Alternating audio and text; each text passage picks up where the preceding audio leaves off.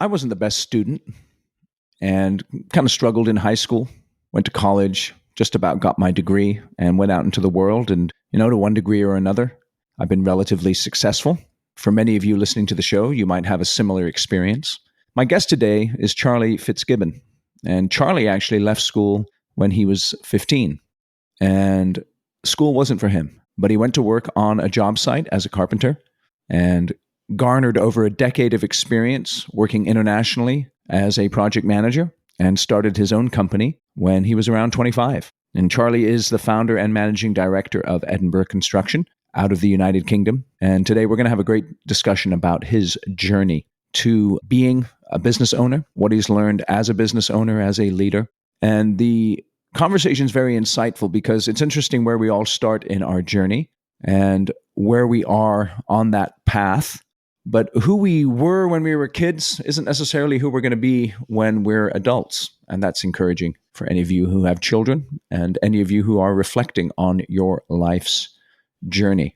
Towards the end of our conversation, which goes for about an hour, Charlie shares some very, very interesting insights into what motivates him. So you'll want to check that out towards the end, but you will enjoy this entire conversation because you'll hear yourself, if you're a business owner, in Charlie's story, his particular ambitions, his particular drives, and his successes and his challenges. So enjoy my conversation with Charlie. Feel free to share it with other people. I know you'll get some tremendous insights here. And thank you, as always, for listening to Construction Genius. This is Eric Anderton, and you're listening to Construction Genius, a leadership masterclass. Thomas Edison said that genius is 1% inspiration and 99% perspiration. If you're a construction leader, you know all about the perspiration, and this show is all about the 1% inspiration that you can add to your hard work to help you to improve your leadership. Welcome to Construction Genius. Thank you for having me, Eric. Yeah, it's great to have you. Just want to kick it off. You are the owner, the leader of your construction company, and today you had a leadership team meeting. What was the topic of conversation? Yeah, it was our Christmas event, and we had all the guys into the office, guys and girls, I should say, and we talked about leadership. We do it twice a year. We have a gathering like this, and there's usually a theme. So we talked about leadership, what that means, how everybody can demonstrate leadership no matter what their job role is. It's not just one for the site managers or for the guys in the office. It's how everybody conducts themselves. And we believe in a sort of a collaborative approach. We don't have site managers barking orders. We believe in sort of working side by side. So how leadership is horizontal and not just vertical. And we talked about communication and how we can get the most out of each other by communicating with respect and fairly and active listening and all that fun stuff. So yeah, it was an insightful day. I think that we all got a lot from it. Was that something that you developed the content for the day yourself? You came up with the ideas, or how did you structure the educational aspect of it or the discussion aspect? And then what was your goal in bringing everyone together? So I didn't do it all myself. We bring people in, sort of keynote speakers for these events. So we had a chap named Rupert, who's a business consultant of sorts, does a lot of work on communications, and he works in motorsport in a very highly team-driven environment. So he was able to bring a lot of insights. And we did a few activities as well. We had a few fun activities. The guys had to, in teams, build the tallest tower out of spaghetti and marshmallows. Oh yeah, that one. Yeah, that's a good one. Which was a lot of fun. And what I was trying to get out of it was, construction's a difficult environment, right? It's high stress, it's high pressure. There's a lot of capital involved. Clients have got high expectations, and we need to manage that. And I think we could all think of situations whereby you could maybe circumnavigate some tricky situations with just good communication and working together as a team. So I was trying to, if I could have one takeaway, it's for the guys to go back to sites on Monday and feel like they can get through their solutions by working together and picking each other up versus getting into conflicts or arguments. What's the difference between good communication and bad communication then?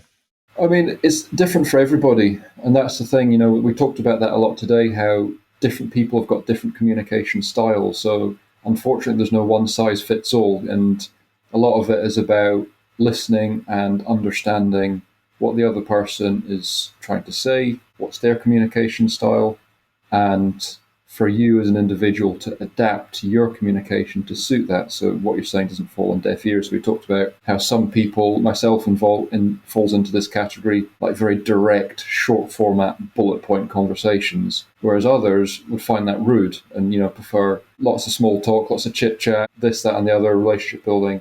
And then you get into the crux of the communications. Other people like details and analysis and spreadsheets and comparisons and all this. So a lot of it is about learning how the other person works and listening. What have you learned as you've grown in your leadership about how to listen to people? It's easier said than done. It's. There's a few techniques that I've learned. Just one thing that I try to do is in a meeting is be the last person to talk. Try to let everybody else get their piece out first. Not only does it make people feel valued, listened to, heard, also I think aids the conversation, because if there's any decisions to be made, you want to have all the information first. So, that's one thing that I've had to go through is just forcing yourself to have these habits. That's one of them. Another one, just taking a pause is another thing, like don't carry your frustrations, particularly in construction where lots of stuff goes wrong all the time. Don't carry the bad energy from one situation to the next. Just take a moment, take a breath, take a pause. They say in construction, right, the best tradespeople are smokers. Not that I condone smoking, but the guys that go and smoko and have a break, and it allows them to fuse and think things through. So try to I don't smoke, so I can't rely on that, but I'll have the equivalent to before jumping out with whatever.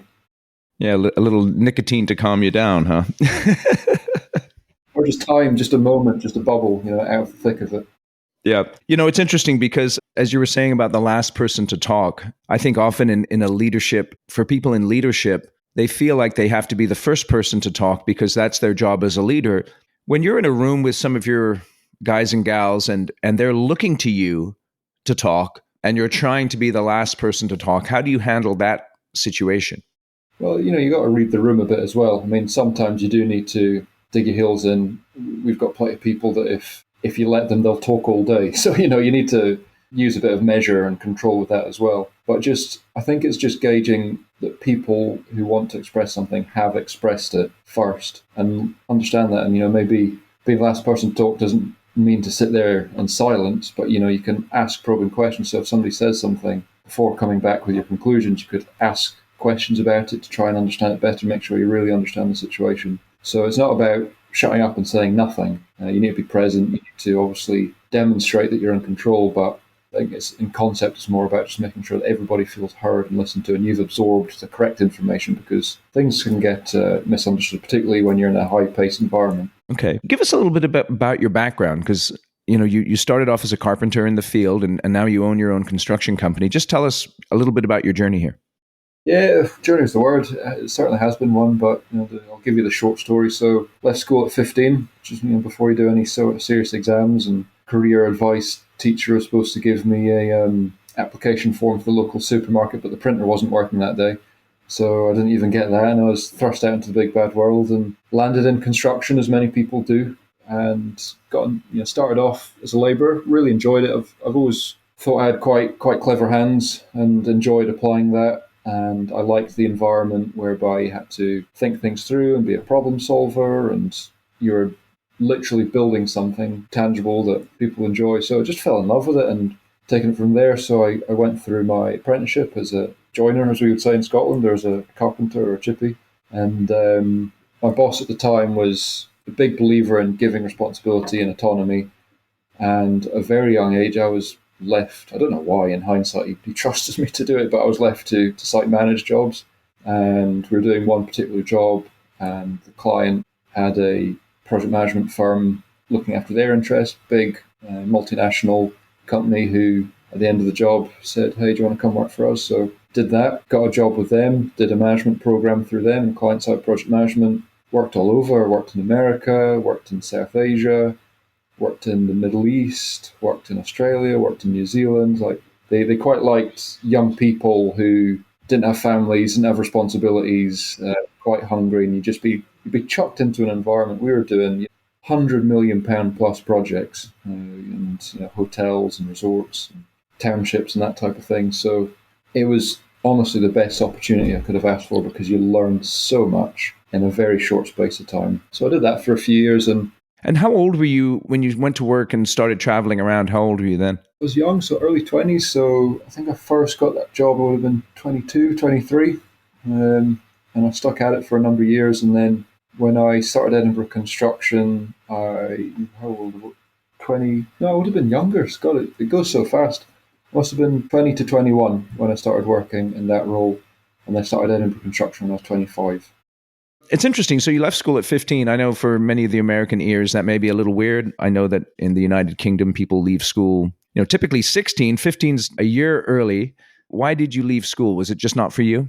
It wasn't for me. I was just about to turn 16, so it was just sort of where my birthday landed. It's basically the earliest opportunity you have to leave school. I was out there, and I think it was 2 or 3 months before my 16th birthday. And it was coming. Like, for me, I didn't take school seriously. It was a place to have fun and muck about with your mates, and an inconvenience more than anything else. So I always had it in my mind. And plus, I wasn't the best at sort of taking instructions from people, and teachers didn't really see that approach as a helpful one. So I think it was a win-win situation for all those involved that I decided to leave. What did your parents think about you leaving school at that time? They weren't too excited about it to begin with, but my dad did exactly the same thing at his age. My dad was an engineer of the Merchant Navy, and he started work at 16. So he couldn't really stop me. I was never really good at taking instructions, so I was going to do it anyways.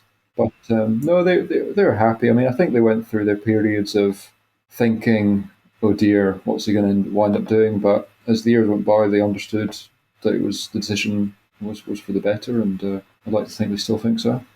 Now it's interesting because you mentioned a couple of times that you weren't very good at taking instructions. So you go onto a job site when you're 15, and it sounded like you kind of got the hang of it pretty quickly and got put in charge of stuff. How did that not taking instruction very well in school, how did that carry out over to the job site and as your career began to build? Was it because you were interested in what you were doing that you were more open to that feedback, or what happened there? I think so. I think that's exactly it. I mean, I respected the people that were giving me orders, I guess, in that situation, and they were doing things I wanted to learn how to do. And for anybody with a trade, they know you don't learn it overnight. It takes years of practice and learning and paying attention. So I quickly shifted gear because I went from a school environment where I didn't really find anything interesting, so I didn't really care about paying attention, to an environment when I thought, hey, this is cool. I could see myself doing this. So I shift gear, and I basically just became a sponge, I think. I just shut up, I listened, I paid attention, I watched, not just about how to be on the tools, but how the sites interacted, how the different people communicated with another, how jobs operate, how the materials arrived, and how they're dealt with, and the mythology around managing a site effectively. So yeah, I just, exactly like you said, because I found it interesting, I think I just learned to shut up, and I figured that, hey, I'm going to get the best out of this if I pay attention, because these guys know a hell of a lot that I could benefit from. Yeah, it's interesting to think about it as we reflect on our own careers, and then perhaps people that we're working with, kids, if we have kids, is just that idea of if someone is not showing interest in something or has behavioral issues, it may be because they're just not interested in what they're doing. And if you find out what they're interested in and put them in that position, then their whole attitude, demeanor, action, it all changes right there. Absolutely. I think some of my school teachers wouldn't have believed Yeah.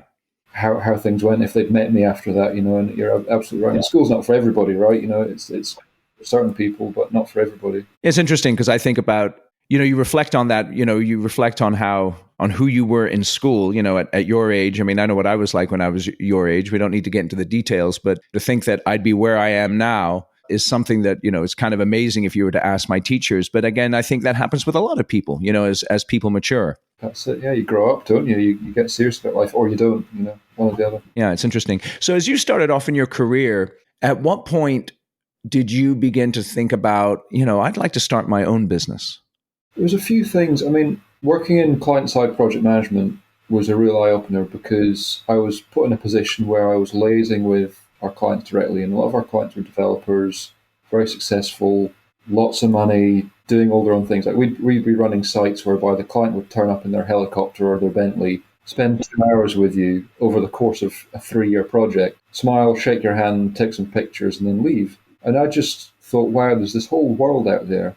And I guess going back to some of the traits that I talked about, I liked autonomy. I like to do my own thing. I like to make my own decisions. And I guess I wasn't the best employee because I still had that bit inside of me that thought, I know best, which is arrogance, but it was there nonetheless. And I just always thought there's a few things that I thought I could not do better, but values that I held that I wanted to bring into, I wanted to materialize that in the vision I saw. So it was always coming. And I guess I just found the right time working in the job that I was at. I was getting a lot of experience in a condensed space of time. So I thought I was really on a good platform to do something. And I just went for it. And I thought to myself, if you're going to do something like this, do it when you're young. Because if it all goes wrong, you can recover and you've still got plenty of time. And, before you've got a family and commitments and all the rest of it. In my head, it just made absolute sense. If I was going to have a crack at this, just get on with it.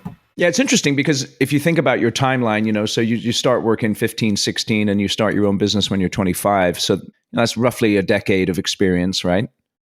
Yeah. And so you see the wisdom to a certain extent there of not going to university, because let's say you did go to college or whatever, and you're done by the time you're 22, you might have a project management degree. And so there's another decade or so before you might have the chops necessary to start your own gig. And then at that point, you might have the wife and the kids and all that kind of stuff, which might hinder you. And I think that's interesting that you talk about it in that way of, while you're young and when you don't have responsibilities other than yourself, going out there and starting a business. Yeah, absolutely. Made perfect sense to me. And also just that experience of really starting at the bottom and working your way up. You see so much. The university experience or the college experience is fantastic for many people. And I've now enrolled in university part-time later on in life to sort of fill that education gap. But I found so much benefit from being on the tools, shoulder to shoulder with the lads, doing a job start to finish. And those experiences, I believe, is what's, shaped the way that I run the business today. So when you started, did you start with your own money or did you get backing from other folks? How did you get going? It was very bootstrapped to begin with. Through the job that I had, because I was traveling a lot and I wasn't really spending any money on anything. I was just getting paid. I did manage to sort of build up a decent amount of savings there. I think I underestimated how much starting a business actually costs. So I had a bit of money to start with. I chucked in, and we had some early success. So one thing that I was doing at the very beginning, as well as construction, is we were buying flats and flipping them side by side. So we were able to build up some retained profits quite quickly.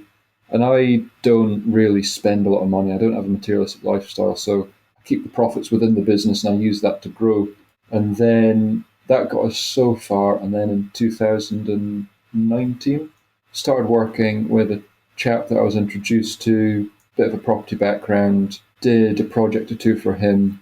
He was a developer of sorts. The relationship grew arms and legs. And at one point he just said, "Hey, I really like what you're doing. Can I join you?" So he came in, he bought into the business essentially. He brought with him some equity capital.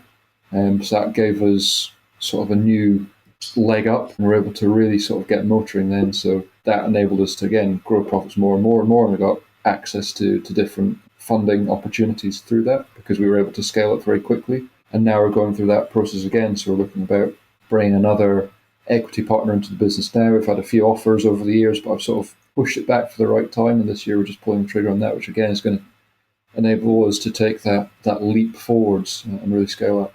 Okay, so it's interesting because this is one of the dilemmas that people have in terms of growth and control is, like you said, it's expensive to grow. And so that may require bringing in outside sources of funding. There's many different sources, and you chose the equity partnership route.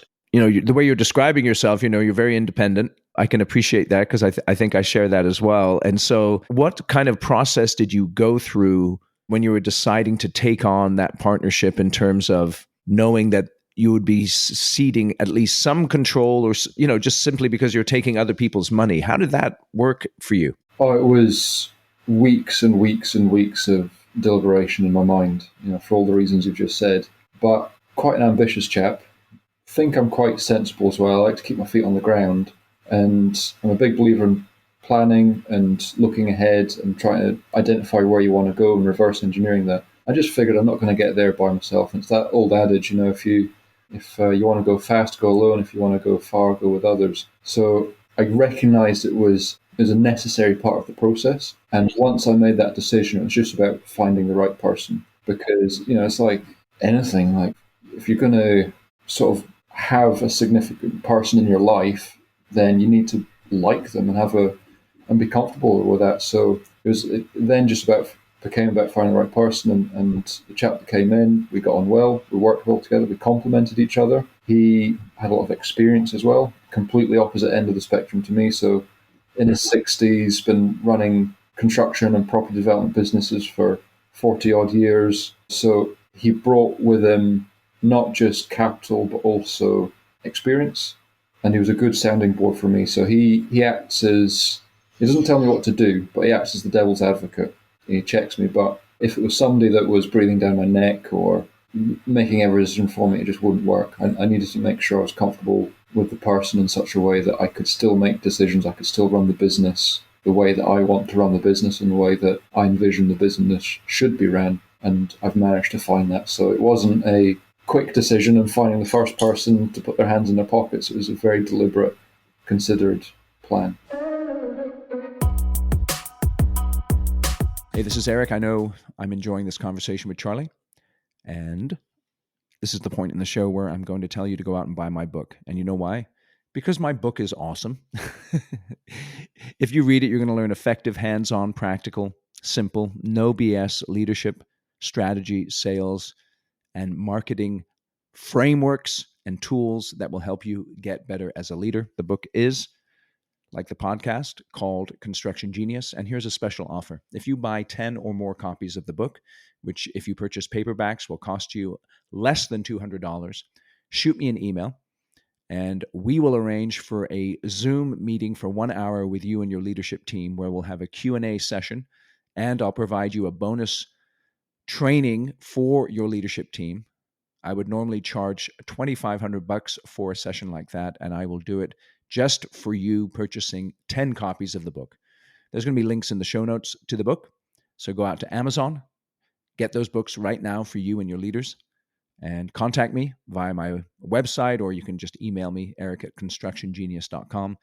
We'll figure out a time to do the Zoom meeting, and you will get killer value from that. All right, let's get back to the conversation with Charlie.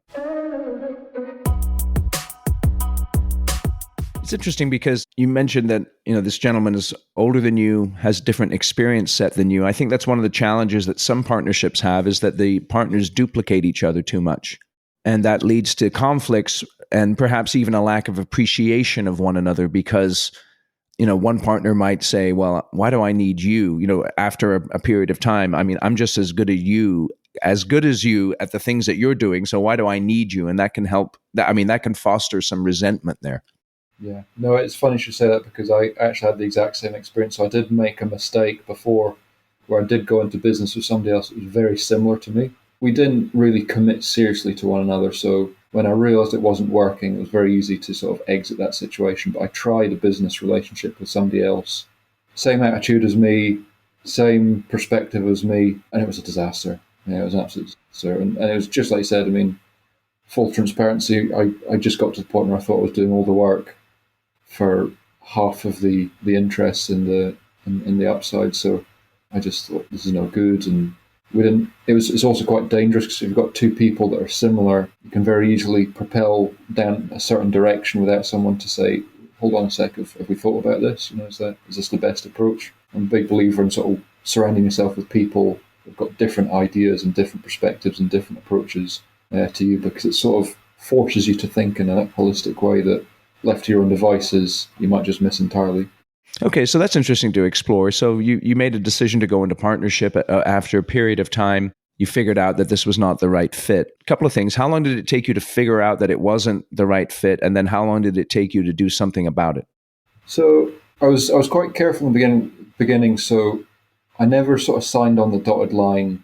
Yeah, so what we did is we decided to do a few projects together without the commitment of sort of having the business 50-50 and all the rest of it. So we were dipping our toes in the water. We did it for 2 years, more because construction projects, as you know, take time. It's not like, other industries where it's a very direct chain of events to produce a product. So once you start something and you're committed to finishing it, you've got to see that out. So it was really, we did a few projects together, and partway through the first few, I realised that it wasn't going to go anywhere, but we had to see through what we'd started. So I just thought, well, I'll see these projects through to the end and then just leave it at that.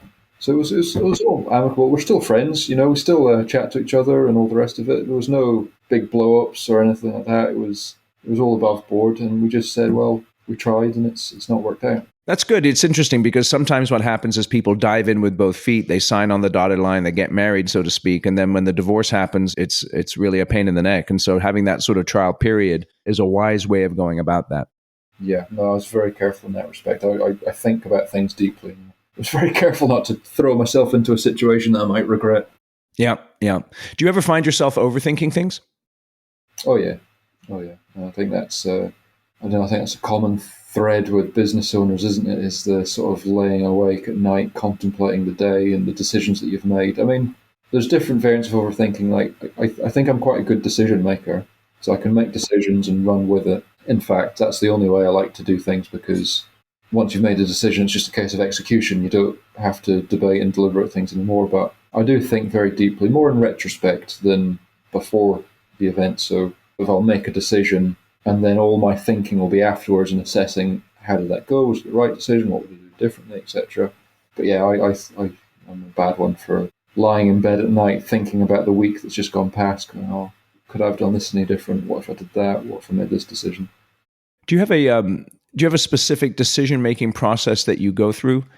Not particularly, but if I'm really struggling with something, I mean, there's a few things. So one thing that I've really learnt is trust your gut instinct. I know it's a cliche, but I've very rarely regretted a decision that my instinct led me to make. And I have regretted situations whereby I felt an intuition and I've gone against it for whatever reason, and it's came back to bite me. So I've learned to trust your instincts. They're there for a reason. If I'm struggling to make a decision, there's that sort of classic one that, not to be flippant about it, but flip a coin and see if you're disappointed with the answer. Someone taught me that quite early on. So if you flip a coin and see where it lands on, if your reaction is disappointment, you know what to do.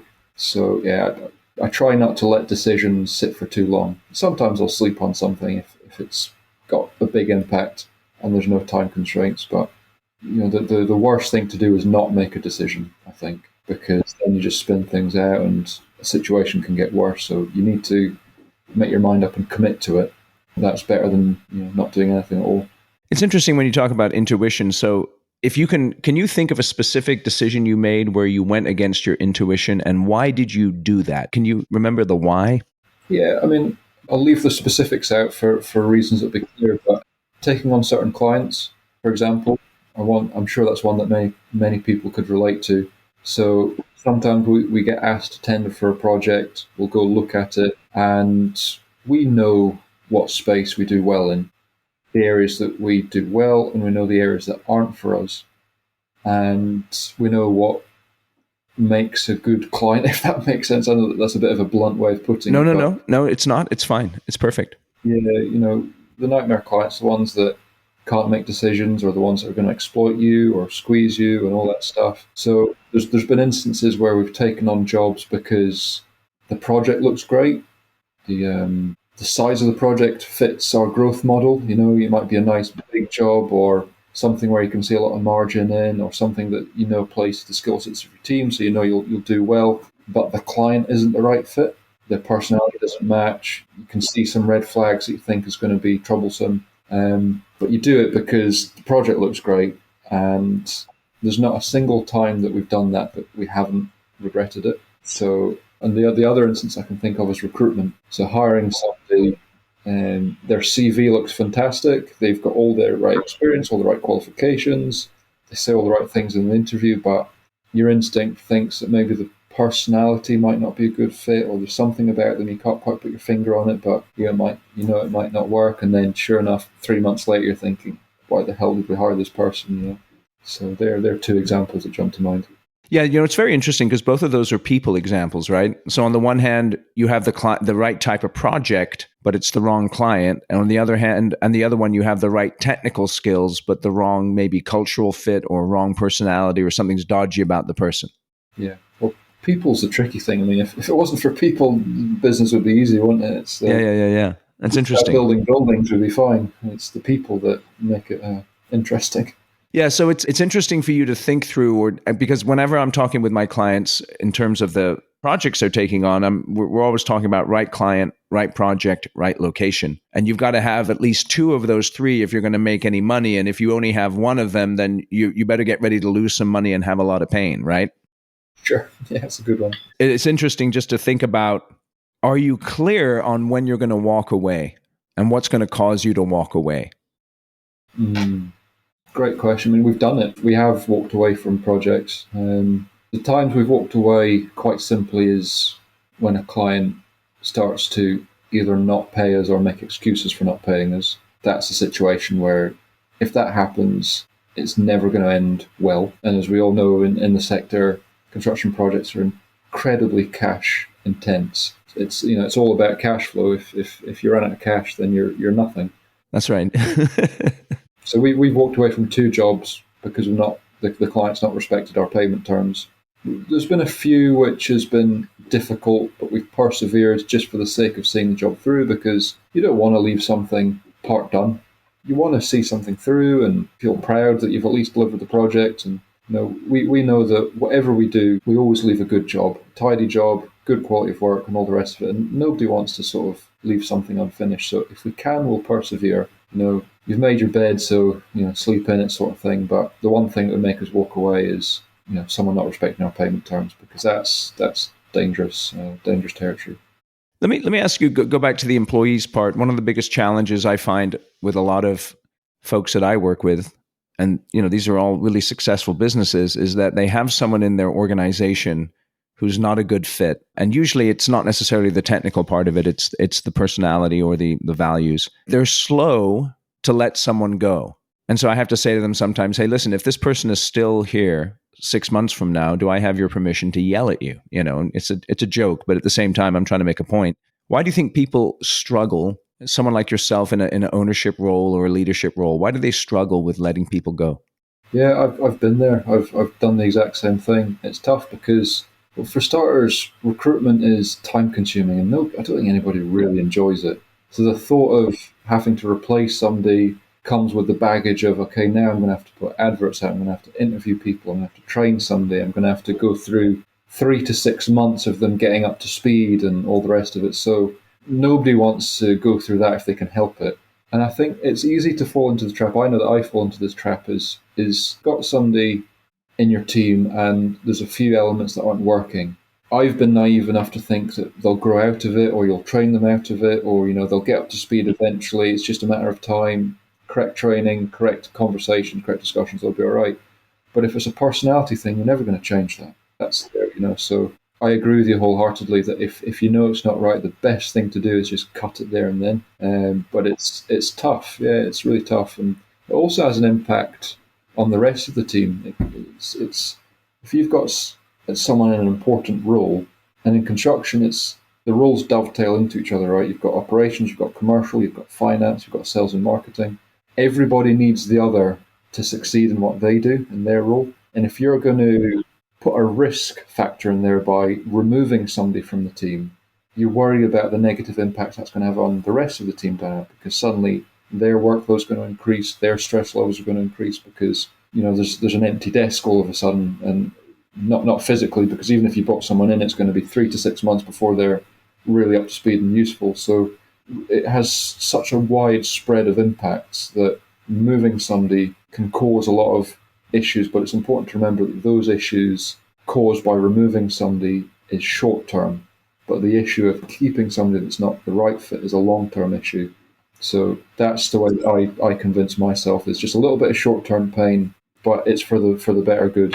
Yeah, it's interesting. So, one way you could look at it is that pain is unavoidable. It's just a matter of doing what you can to pick when you're going to get the pain and how intense the pain's going to be. Yeah, rip the Band-Aid off, right?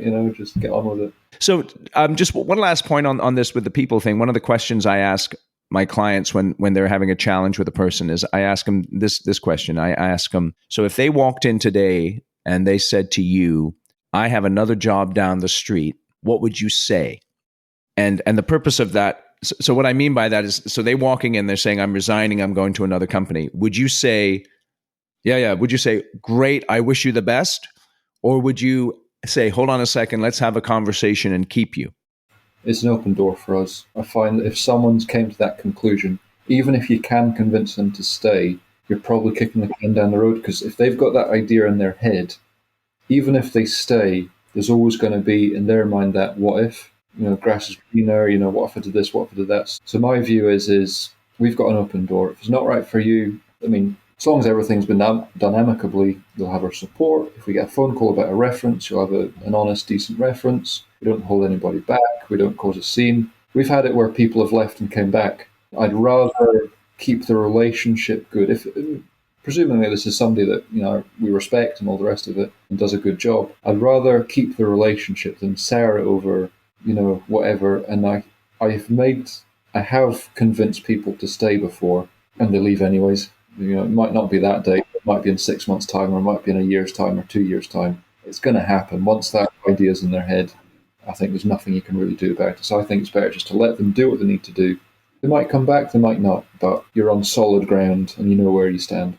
Yeah, it's interesting. The way that I use that framework, though, is let's say you have this guy that you should let him go, right? And so the person I'm talking to, they usually say, yeah, if he came in and said, I'm going, I'd let him go. And I say, okay, well, you understand then what you're saying about this person. So how long are you going to allow them to be in the company with you? That's it. Yeah, so it's a great decision maker. You started your business as a relatively young man. How old were you when you started? 25. 25. That's interesting. So what's been your biggest challenge from the point when you started the company to now? There's no end of challenges. Where do you begin and how long do you have? We just talked about recruitment. That's a big one. Understanding your place in the sector is a big one. When we started, we wanted to do everything and being the biggest, baddest, boldest of absolutely everything, and then you just become mediocre at everything. So understanding what you do well, what it's are. So let me ask you that. Let me stop you right there, because I do think this is one of the areas where people struggle, right? Is that I've got crews, I've got to keep people busy, I need to find work. How did you figure out, and how are you figuring out the best projects for you, the ones that you can really nail and make money on? We had an idea. For us, it was larger projects of good quality. It was sort of those two things made sense. Larger projects, I'm a believer that, it doesn't matter if it's 100 grand, a million, or 10 million, or 100 million size of project. Virtually the same amount of stress and headache and management goes into each of them. So I've always thought, don't muck about, try to do odds and ends jobs, just get on with it. I'd rather do fewer larger jobs than multiple smaller jobs. So we understood that, and then the rest, to be honest, has been a little bit of trial and error. So doing stuff, learning from it, saying, okay, this isn't quite for us. We're doing some B2C stuff at the beginning, so doing primary residence, direct to client. We've realized that we prefer B2B, so we'll work for developers, we'll work for architects, we'll work for surveyors, we'll work for sort of the corporate clients, just because it matches our skill sets. We like commercial approaches, rather than the sort of romantic, sweetening up relationship stuff. Yep. It's not our personality. We can do that, and that's not to say that we're gruff, blunt builders, but we prefer to work in the space where there's clear objectives, usually commercially driven, because we know where we stand and we can move fast on that, and we do better in that environment. So that was something that we learned just through doing stuff. We did some projects B2C, we did some projects B2B, and we do better at this. We come out better off. And then once you understand that, then you can really sort of tighten the screws and then examine, okay, where are we making the most margin? We tend to do a bit better here than we do there, so let's double down on that space. Again, going back to clients, what are the clients that we like to work with? Is it sort of smaller companies or larger corporates? Where do we sit? So understanding that, understanding our clients' values and do they match with ours and that sort of thing. So we had a rough idea to begin with. Mostly residential driven as well. Most of our projects are residential, but we do commercial projects. We won't turn commercial stuff down. We won't turn industrial stuff down, but we just tend to do more residential, probably just because of the demand. And yeah, just it feels right. So you keep doing more of that, and the bank balance looks good. So you keeps the commercial team happy and everybody paid, and that's important because we talked about the quickest way to screw up is to run out of cash. So you need to make sure you're on top of that and you're doing projects that serve that purpose. And then once we learned that, we just decided to double down, triple down. And I mean, having said that, things have changed a little bit recently because I'm sure it's the same where you are, but here in the UK, the environment's changed a lot over the past 3 years. Maybe more in the UK, just where the economy's sat. We had some interesting decisions made by our government post COVID, and I won't get into the politics of it, but it's economy through a bit of a roller coaster, and interest rates were shot up, inflation shot up. So we're looking to diversify some of our revenue models a bit more. So one thing we're doing now is we're getting into public works, so getting onto the frameworks. We can tender for public contracts, which in the past we looked at and thought either it's not worth the hassle or there's not enough margin in it. But the bigger the business gets, the more I appreciate stability and diversification. Not to have all your eggs in one basket and not to have all your baskets as the big, exciting, sexy stuff. You've got to have a few bread and butter things going on just to make sure that if anything happens out with your control, you're as stable as you can be, so you can weather the storm. Yeah, it's interesting. I was chatting with one of my clients who does a lot of commercial work, but because of the economy here in the sector that he's in, they're looking at public works as well at the moment. So if you had to start your business all over again, knowing what you know now, what would you do differently? The honest and annoying answer is probably not much, because I think it's through the mistakes that you learn. So I think mistakes, if you want to call it that, is maybe just the necessary part of the journey, and we'll keep on making them. We're not afraid of that. If putting that to one side, and with the knowledge that we have today, similar things we talked about, I'd really focus on who I'm recruiting. I have made some mistakes. I've recruited people because I like them and they can't do the job, and I've recruited people that can do the job but I don't like them or they don't gel with the team, and neither is a good combination. So really focusing on the vision and getting clear on that. I think the quicker you understand who you are and what your place is, the better, and then you can really smart up your marketing and your branding so you're putting your best foot forwards into the sector. I'm a big believer in getting yourself in front of as many faces and people as possible, because you never know where it might lead, and all the rest of it. So the quicker you understand who you are and where you sit in the market, the more capable you are of doing that. Why are you not afraid to make mistakes? Because that's where you learn. I think they're always going to happen, as long as they're controlled. You don't want any catastrophes that will sink you, or you don't want anybody to get seriously hurt or anything like that. So invite them. I mean, every job we do, we have lessons learned. That's guaranteed. And one of the wonderful things about construction is it is a rabbit hole, and you never master it, and there's nobody that has ever mastered it because it's constantly evolving. So I think that's just a given in life. You're going to make mistakes, and if you accept that, then you can adopt the mentality whereby, well, let's benefit from these things and learn from them. So we've made mistakes and we'll make plenty more, but I don't see that necessarily as a bad thing. I think that's the point where we learn and where we grow, and when we can sort of dial the screws in our business and become a better company for it. What advice would you give to someone who's been in the business, like you were, for about a decade, and they're thinking of starting their own company? What's one thing they should do and one thing they shouldn't do? You need to manage your growth and your financial capabilities. So if you want to grow fast, then your focus needs to be on cash flow. That's what we learned very quickly. Is we had a very ambitious growth plan, and day one I had to be thinking, well, how are we going to fund this? Construction, we're paid in arrears, minimum a month. Some contracts we have under 90-day terms. So how are you going to fund that? Which is difficult for young construction businesses because the high street banks aren't interested. They see it as a high risk sector. So you need to get confident in how you're going to cash flow, and then design your growth around that. It's easy to be naive, and to focus, I think, is the other thing. Like, try, it's okay to pivot, it's okay to adapt, but don't get distracted by all the shiny objects and the white noise. Focus, be prepared for some hard work. I mean, as anybody knows, it's long days. Unfortunately, you're up early, you finish late. You got to be prepared for that and think about how that's going to impact your life. And are you prepared for that?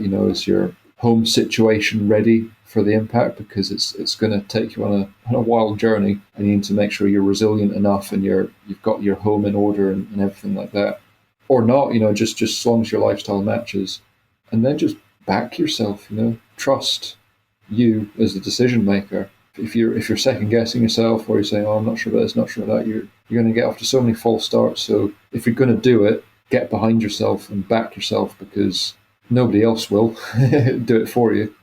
So you need to have that confidence in your own abilities first and foremost.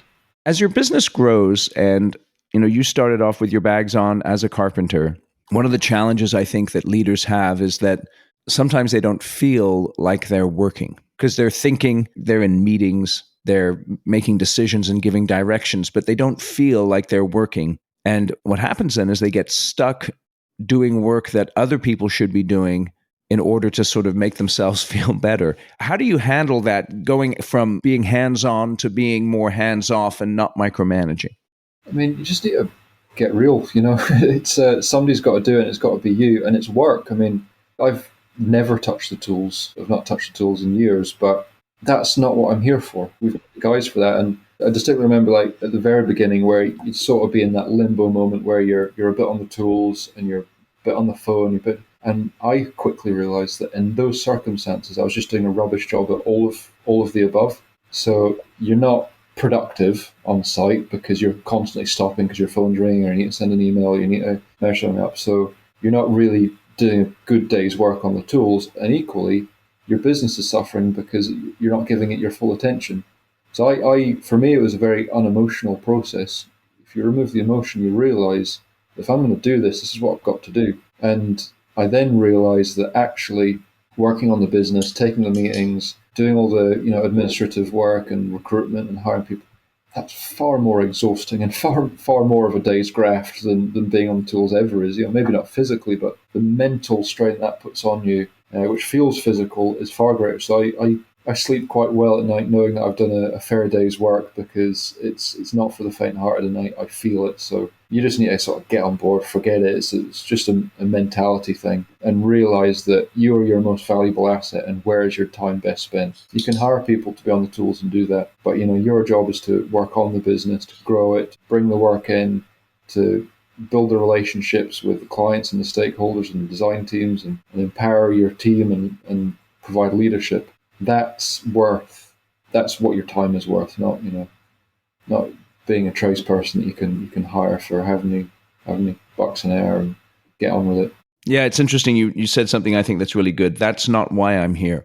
And so, you should, people who are listening, if you catch yourself doing something, whatever it is, you may not be on the tools, but you may be micromanaging a project manager or something like that. And ask yourself, is that why I'm here? Is that the highest and best use of my time? And if you can say no to that, then you know that you need to stop doing that and stay focused on why you are there. So that's excellent. Well, Charlie, I really appreciate your time. Let me just ask you a big question here. 10 years from now, where do you want your business to be?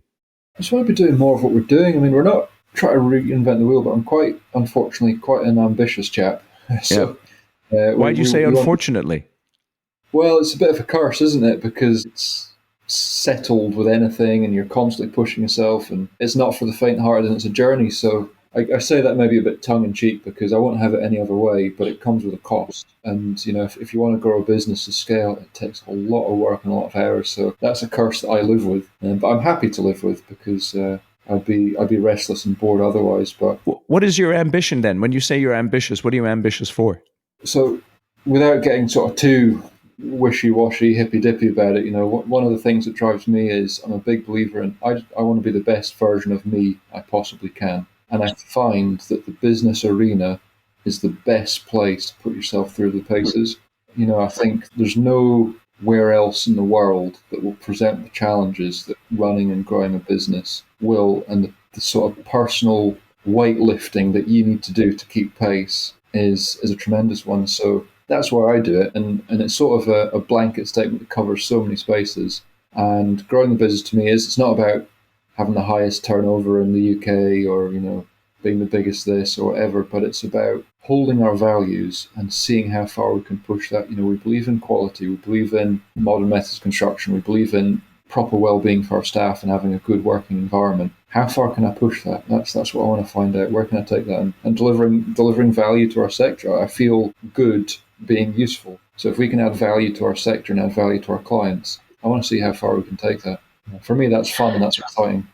That's really interesting, because what I'm curious about is, how did the kid who, didn't want to go to school and, started working as a carpenter, how did the kid at 15, 10, 15, 20 years later, how did you figure that out? Where did that come from, do you think? What you just described? Because, that's more than just, I want to make money and et cetera, et cetera. Yeah, I think, to be honest about it, a lot of it was in my early part of my career. I worked underneath and was surrounded by some fantastically inspirational people. I had some really good bosses that showed me what it means to be a good person. Like, they showed me leadership, and it inspired me. And I thought, this is a good person. This is a good role model to aspire towards. So I put a lot of it down to just being around inspirational people, and a lot of them were doing big, exciting stuff, particularly on the client side of stuff. You'd be interacting and going for lunches with clients who are big business owners and just on their A game in their fields, not just in work, but in their life. And it's inspirational. You sort of get a taste for how far you can push life, and you go, we're here anyways, we're on this planet, you may as well have a crack on it and aspire to be somebody. So that's what I put out. Maybe at school I just wasn't getting that same inspiration. I wasn't being exposed just the excellence of life, and I was very fortunate in the early part of my career to be exposed to that. Very interesting. I appreciate you sharing that, Charlie. That was super helpful. Yeah, I know you're in Scotland there, Edinburgh. I've been to Edinburgh. I love the castle there. So what I'd like you to do is, if you can, is give the listeners a restaurant recommendation in Edinburgh if they're ever visiting, because I know folks from the States come over to Scotland quite often. Yeah, I mean, you're spoiled in Edinburgh. You really are spoiled. And I've got no affiliation. I don't own any shares in the business or anything like that. But there's a fantastic Italian place in the new town called Bar Napoli. It's a little, it's known, but it's not sort of, top list. So that's, if you like Italian food, that's a go-to. And there's a tiny little Indian place. It's minuscule. They've only got one table in there, called the Casbar in Marchmont, owned and run by I believe they're a Pakistani family, and the food is gorgeous. Like, when you turn around the street, you can smell it, and it's like the old cartoons where you're sort of drawn into the smell. So Bar Napoli and Casbar would be my recommendations. How do you spell the Casbar? Oh, good question. I'm going to get this wrong now. So I'm going to have to look it up. And that's I got the Bar Napoli. I've got that. So we're going to put that in the show notes. Yeah. Oh, well. I wonder if I'm going to get a free dinner there. So Casbar, Kasbah. BAH. Yeah. There we go. Okay. Excellent. Oh yeah, I got it right here. There we go. We're going to put both of those in the show notes. So if you want some good food, if you're ever in Edinburgh, we're going to have those two restaurant recommendations, the Indian and the Italian. That's awesome. That's really great. Awesome. Well, I really do appreciate your time here, Charlie. Thank you for joining me on Construction Genius. I do wish you the best. Brilliant. Yeah, thank you for having me. I've really enjoyed it. Right on. Thank you for listening to my conversation with Charlie here today. We got those restaurant recommendations in Edinburgh, and there's links in the show notes. And I really enjoyed that conversation. I just love entrepreneurs. I love talking to them about their journey and how they got to where they got to. I think one thing that I'm taking away from this conversation is you've got to do the right types of projects for the right clients in the right locations. And you've got to be very diligent to manage your cash flow and to build your people. So do those three things: build the right projects for the right clients, make sure that you're bringing on the right people into the right positions, and then manage your cash flow.